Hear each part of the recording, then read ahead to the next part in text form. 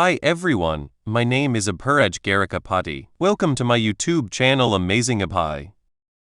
Previously, after Sung Jin Wu defeated the final giant monster, a message appeared before him. You have defeated the enemy. Standing before the lifeless body, he pondered the meaning of the message, but something felt strange. Jinho rushed over, full of excitement, praising Jin Wu's strength and congratulating him for taking down the giant. Yet Jin Wu's sharp instincts told him something was off.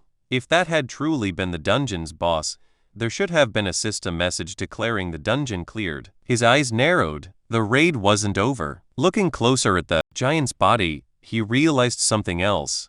There was no black smoke rising from it. Without that smoke, he couldn't extract its shadow. A chilling sensation ran through him, and he quickly signaled Jinho to step back. Just then, the corpse stirred. From the giant's mouth, Baru emerged, his massive form radiating menace. Jin Wu studied the situation carefully. Even in death, the giant's body held an immense magical presence, one that still rivaled Baru's own. Before he could dwell on it, the gate itself began to glow with blinding light. Jin Wu instantly recognized the danger. It was a violent surge of magic power, a storm strong enough to tear flesh. He turned immediately to check on Jinho. To his relief, Igris had already moved, standing like a shield in front of Jinho, protecting him from the storm. Then something strange caught Jin Wu's eye. The gate wasn't just releasing magic. It was absorbing the giant's remaining power. He touched his face and noticed a thin cut across his cheek. Just from the storm's magic pressure, his skin had been sliced open. This was unlike anything he had ever experienced. He told Jinho to stay behind. Without hesitation, he stepped toward the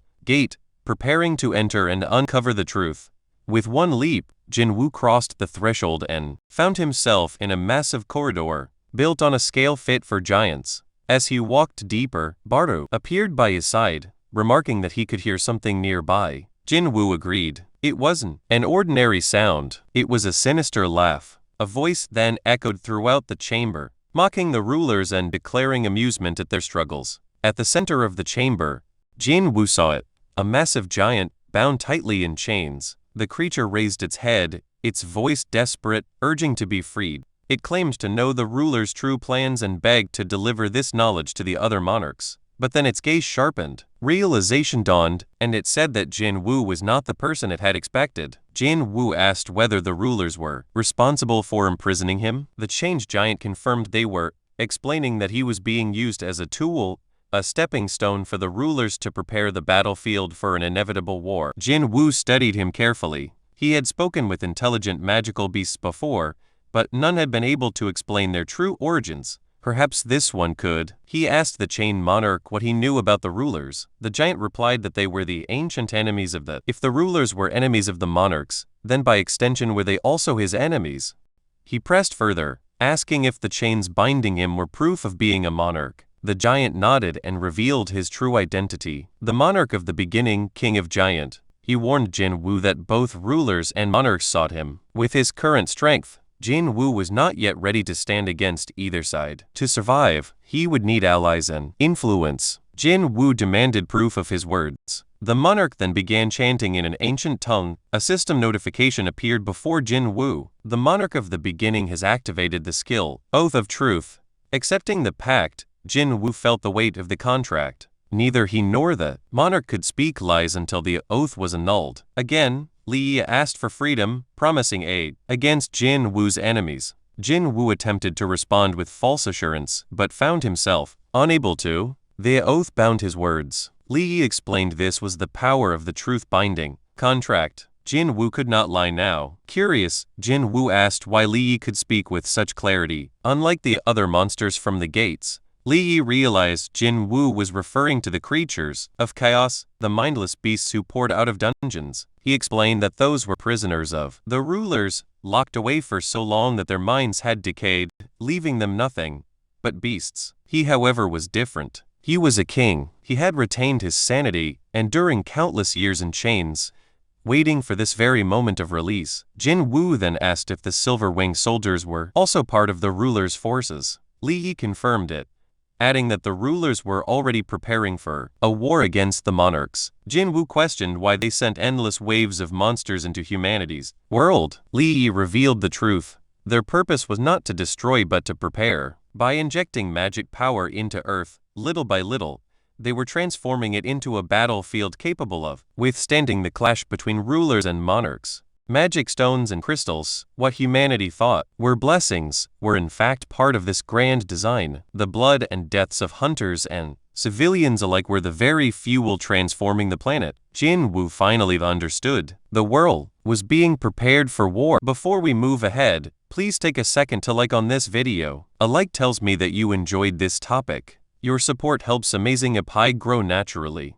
When Jin Wu asked what war Li Yi meant, the monarch's answer was simple: the rematch between rulers and monarchs, and Earth would become the front line of that conflict. Far sooner than Jin Wu expected, the giant then warned that Jin Wu himself was a target. The power he wielded was not truly his own. By inheriting it, he had marked himself as an enemy to both sides. Yet Li Yi swore that he would stand by Jin Wu's side in the battles to come. Jin Wu, however, remained suspicious. If Li Yi truly wanted to help, wouldn't it be easier to join him as a shadow soldier? At that moment, the monarch froze. Behind Jin Wu, he saw something, a figure cloaked in darkness, the true presence of the shadow monarch. He tells Jin Wu that rulers and monarchs are bound to spiritual forms. When they die, they can't become shadows. Li Yi then asks, "Was that enough to convince you to help me?" Jin Wu draws his weapon, slowly approaching. He understands the situation, but something feels off. He senses he's missing a crucial detail. As he begins to free Li Yi, Jin Wu asks, "You said you'll stay by my side, right?" Li Yi replies, "Of course, if you help me, I will help you. This is a fair and absolute deal between monarchs." But Jin Wu, still wary, asks, "Are you on the human side?" Li Yi remains silent. Jin Wu repeats the question, "Why aren't you answering? Is it because of the oath of truth?" Then Jin Wu notices something. There's a magical crystal embedded at the back of Li Yi's neck. He realizes, as long as that stone exists, you must be hearing the ruler's commands, just like every other monster telling you to kill humans. Li Yi lunges, but Jin Wu dodges, sighing, "The deal's off." He stabs Li Yi through the chest. "You're too dangerous to let live. You could become a calamity." Li Yi, wounded, looks at Jin Wu and says, "You're wrong. The true calamity is you." He tries to attack again, but Jin Wu is faster. He strikes back, though even that isn't enough to kill the monarch of the beginning. Using his last bit of strength, Li Yi warns Jin Wu. As the battles between the people of Earth and the residents of Chaos grow more frequent, the world will become a more intense war zone. I pray that everything you hold dear turns to ash, burned by the karma of war. Jin Wu finishes him with the final blow. It won't go as you hope. A system notification appears. You have defeated Lija, one of the 9 original monarchs. It adds that a great amount of experience has been earned, and it may take time to process. Jin Wu picks up a piece of metal from the ground and mutters, "Too bad I didn't get a shadow soldier, but I'll take this as a souvenir." As he stepped out of the dungeon, another message appeared before him. "You have reached level 122. The scene shifts to America, where a helicopter descends onto a private estate. Director David Brennan of the Hunter Bureau steps out, accompanied by Miss Selner, the mysterious woman gifted with foresight. They are greeted by Christopher Reed, one of the world's national-level hunters. Surprised by the unannounced visit, Christopher remarks that he hadn't expected any visitors today. Director Brennan explains that they have an urgent matter to discuss and request complete privacy. With a nod, Christopher instructs his secretary to ensure no one approaches his office until the meeting is over. Once inside, the three take their seats. Christopher, still curious, asks why they have come. He makes it clear that he has no intention of joining the S-rank gate raid that recently appeared in the East. But Selner calmly assures him that their visit is not about the gate. Her expression turns grave as she delivers a chilling warning. Christopher's life may soon be in danger. The hunter freezes in disbelief. Anger quickly flashes across his face. Though he respects Selner for what she once did for him, he insists they are not close enough for such a cruel joke. He demands to know who would dare to target a man like him. Selner does not waver. She tells him that she had a dream, a vision where he was surrounded by men, his life at risk. But Christopher, growing impatient, cuts her off. He calls it nonsense. unable to believe that she traveled all this way to warn him about a dream. Tension fills the room as Christopher reminds her of the rumors about her past. Before awakening her current gift, she had once been a psychic. Some believed her strange powers came from that background, but none of it mattered to him. With a hardened expression, he declares that, as a national-level hunter, no one on Earth can kill him. Still, after a pause, his tone shifts slightly. Calmer now, he poses a hypothetical question. If he were to believe her vision, who exactly should he turn to for help? Selner's answer is clear. There may be someone capable of standing against even the greatest of threats. Sing Jin Wu. She insists that he may be the only. Before we move ahead, please take a second to share on this video. Sharing helps this video reach friends who may also enjoy anime, gaming, travel, cricket, chess, career basics, or personal stories. Your support helps Amazing Abhi grow naturally. Person who can protect Christopher. The scene shifts to Japan. Emerging from the S-ranked dungeon, Jin Wu reflects on the battle he had just endured. He acknowledges to himself that killing the monarch had been the right decision. Even while bound in chains, the enemy had radiated suffocating levels of mana enough to crush those around him. Jin Wu knew that uncovering the giant king's true intentions before he could act had spared the world from disaster. Fast forward, news spreads rapidly. Across the globe, the giants in Japan have all been eliminated. Social media erupts with speculation about the identity of a possible new national-level hunter. Unlike the Jeju Island raid, which was seen mostly as a Korean triumph, this time the entire world is paying attention. Meanwhile, in China, the last surviving giant that had crossed the sea is brought down by Liu Jigayan, the nation's own national-level hunter. Back in Japan, scandal follows triumph. Matsumoto Shija, head of the Japanese Hunter Association, turns himself into the authorities. His sudden confession stuns the public. Though his true motivations remain unclear, many believe he sought to take responsibility for his betrayal during the Jeju Island raid when he endangered Korean hunters for Japan's gain. Meanwhile, in the United States, hunters who had just cleared an S-ranked gate gather for a lavish government-sponsored celebration. Members of the Scavenger Guild talk among themselves, impressed by the scale of the event and how the government spared no expense. It is then that America's strongest hunter arrives. Thomas Andre, one of the 5 national-level hunters, towering and full of confidence, he greets his guild with a grin. In a playful mood, he teases them about a wager they had made, putting one member on the spot.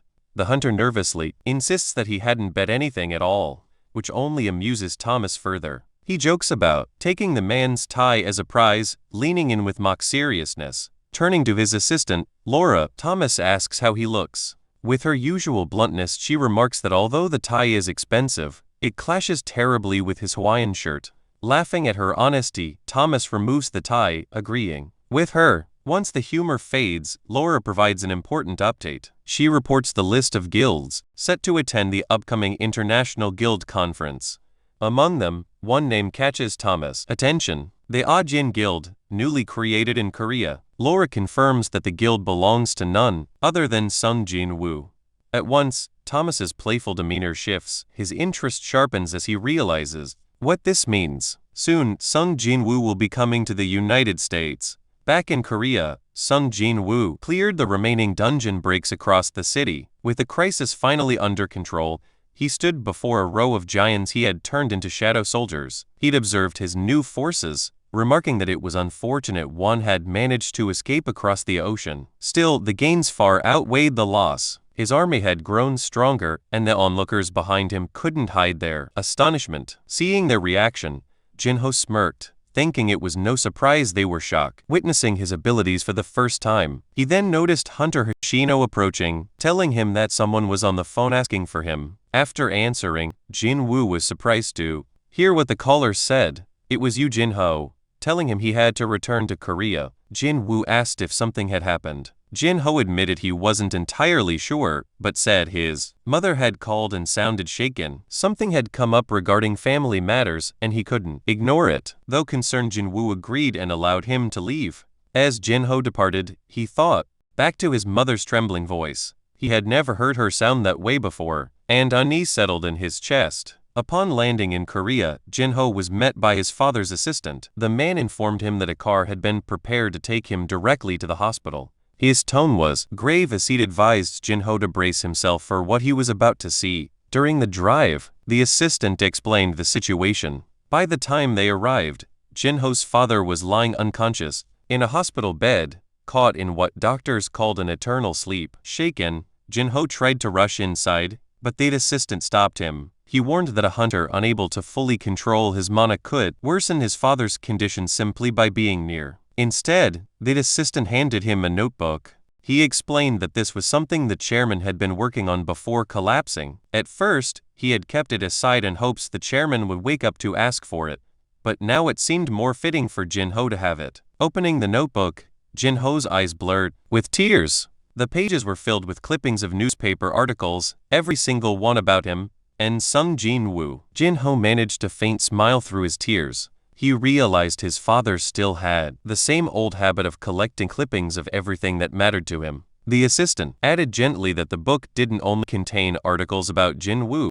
Inside were newspaper features of Jinho's own achievements as well, his competitions, exhibitions, and even his recent ventures. His father had kept all of them. The assistant explained softly that it wasn't a lack of love. The chairman's expectations had simply been as immense as the love he felt for his son. Wiping his eyes, Jinho listened silently as the assistant suggested returning to the residence. As they began to leave, Jinho paused. He suddenly felt as though someone was nearby, watching him. Turning around, he saw nothing. The assistant asked if something was wrong. Jinho shook his head and replied it was nothing before continuing on. Unbeknownst to him, Jin Wu had been there all along, hidden under the cloak of stealth. Standing silently in the hospital room, he gazed at Jinho's unconscious father. Softly, he whispered that the scene was making him emotional. Then he produced a bottle of healing potion and carefully opened it. Outside the hospital, Eugene, Jinho's sister,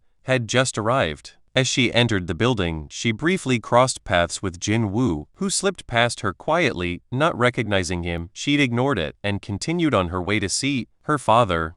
When she entered the hospital room, she froze. To her shock, her father was sitting upright in bed, awake and looking at her. Overcome with emotion, tears streamed down her face as she rushed to his side. Before long, doctors arrived, completely stunned. They explained that before we move ahead, please take a second to like on this video. A like tells me that you enjoyed this topic. Your support helps Amazing Pie grow naturally. Man had awakened from what had been classified as an eternal sleep, something that had never been recorded in medical history. One doctor muttered in disbelief, unable to imagine how the media would react once the news broke. Outside, Jin Wu walked calmly down the street. He murmured to himself that it was a little early, but wished Jinho a happy birthday nonetheless. After some time, he checked his shadow exchange ability, intending to return to Japan. The cooldown showed 1 hour and 54 minutes remained. With time to spare, he wondered how to pass the next 2 hours. For a brief moment, the thought of Cha Hying crossed his mind, but he quickly brushed to the side and decided instead to search for a dungeon to raid while he waited. Meanwhile, across the ocean in the United States, Christopher Reed, one of the world's national-level hunters, was asleep in his home. Suddenly, he stirred awake, his instincts warning him something was wrong. Rising to his feet, he moved through the silent halls of his residence. The stillness was unsettling. He picked up a wine glass and hurled it to the ground. The glass shattered, but not a sound followed. His expression hardened. Something unnatural was at play. He muttered to himself that the glass had broken without sound. Someone was interfering. Christopher remembered Lady Selner's warning and thought back to that business card Michael Connor had once given him, containing Chairman Gogan He's contact information. Michael had told him to reach out if he ever sensed anything strange.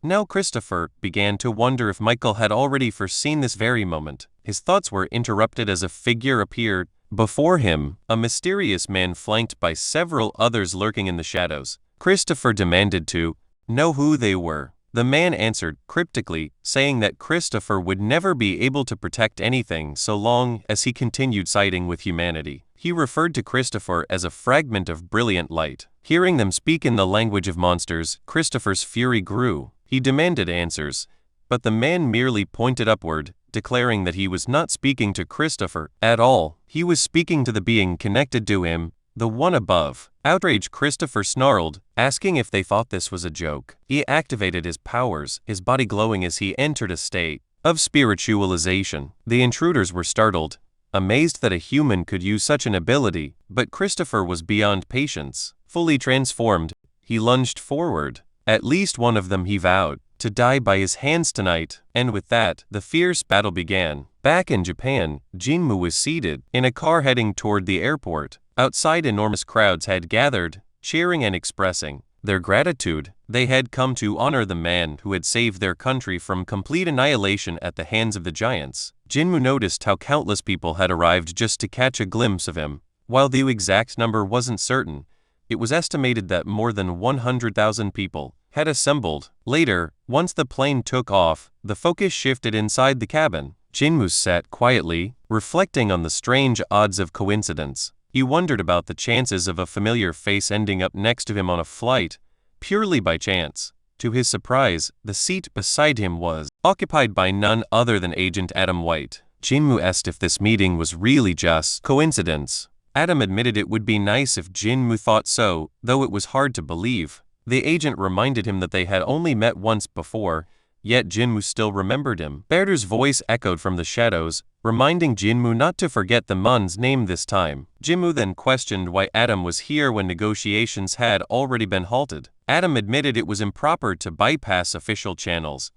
but explained that he had something important to share. Jin Wu asked if the United States had failed to stop that S-rank gate. Adam reassured him that the situation had already been resolved. To explain further, he showed Jin Wu a video of a house engulfed in flames while firefighters desperately tried to extinguish it. The firefighters in the video explained that it was no ordinary fire.